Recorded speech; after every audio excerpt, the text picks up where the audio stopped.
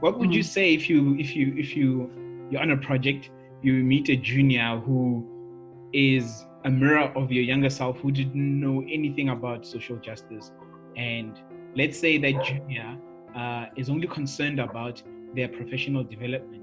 They just want to excel, they just want to get promoted quickly, they about the bottom line, about getting a raise. How would you sway a junior, or how would you advise a junior that, listen, you have to, not have to, but you have to consider that as a built environment professional, this is something that is also part of your duty as a built environment professional? I think if you go back to what Michelle spoke about sustainable development. If you look at sustainable development, it's got multiple pillars, and two of those pillars are social and economic pillars. And I think as professionals, generally, we always look at our technical pillar and perhaps environmental, if that's the space that you're into. So it's very important that you sensitize people as you work with them, as you mentor them, as you groom them. You sensitize them to the impact of the work that they're doing. And I always believe that when you're working with a person in your office, you don't just give them a slice or the piece of work that they're responsible for.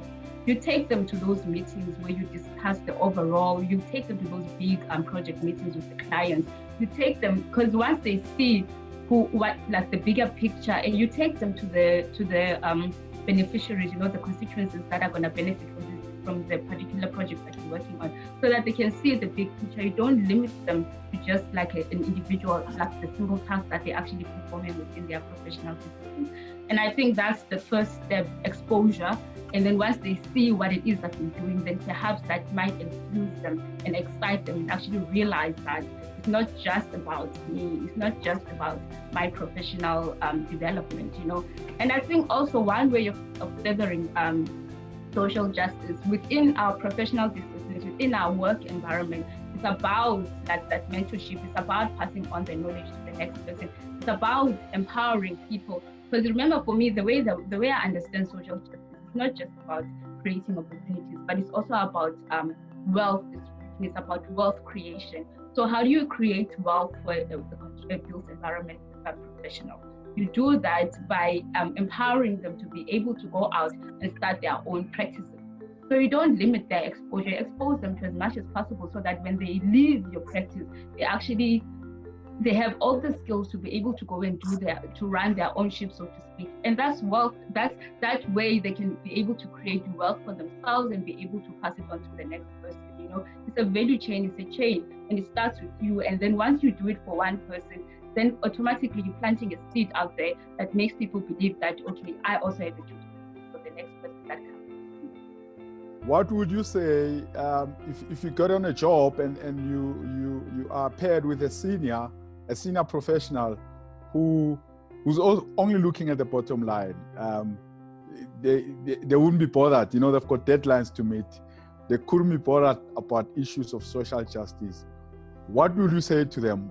How would you convince them to consider more than just the technical side of the job and look at social justice? So being the younger person here, I think it's more difficult to then tell a senior, because ideally it's supposed to be them who's supposed to, mentor you and shape you, and they're the ones who are supposed to be teaching you more about social justice. But then in the events that I do meet someone like that, I mean, I'm always up for conversations, open, honest conversations with the people that I work with. I unfortunately cannot tell them what to do, but I would, of course, just bring up a conversation to say, would it not be more beneficial, for example, to not, because if, in order to convince somebody to look at it differently, you probably need to say it in a way maybe that would benefit them, so they see the good in it. So, for example, to be a case of, instead of us going back and forth, with the same design because we are deciding not to take into consideration issues that are affecting the vulnerable in the community. How about we first start by talking to the people who are the most affected by whatever project that we're doing. And to my superior, it's beneficial because they're saving time. And as a result, they also save money when you do something once. So I think it's all about initiating a conversation on how it would benefit them, and then hopefully in time we can get to a stage where it doesn't necessarily have to benefit them, even if it means extra work on our part, but as long as we produce something that makes it better for the beneficiaries of that project.